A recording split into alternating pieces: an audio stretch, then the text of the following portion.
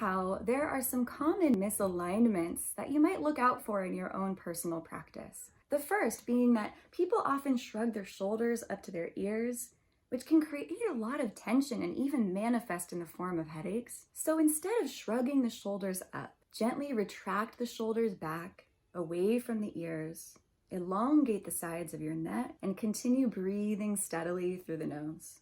Another common misalignment has to do with the elbows. People frequently hyperextend the elbows because weight is being pushed down through the hands. So if you have a tendency to hyperextend at the elbows, bring a soft bend into the elbows and gently engage the muscles surrounding them. This will help to stabilize the joints, ensuring healthy elbows for a long, long time. Another common misalignment is in the curvatures of the spine. It's common for people to have an excess curvature, perhaps in the upper back or in the lower back, and sometimes that can be exacerbated in the way that we practice cat and cow.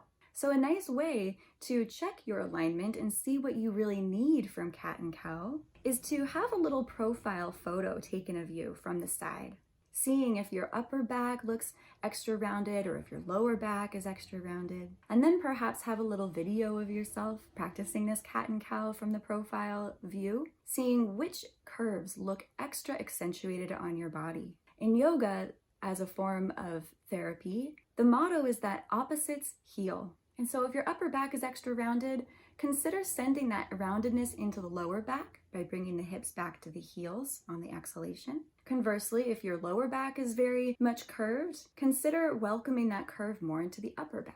Feel free to keep exploring what feels right in the body, and that can change over time.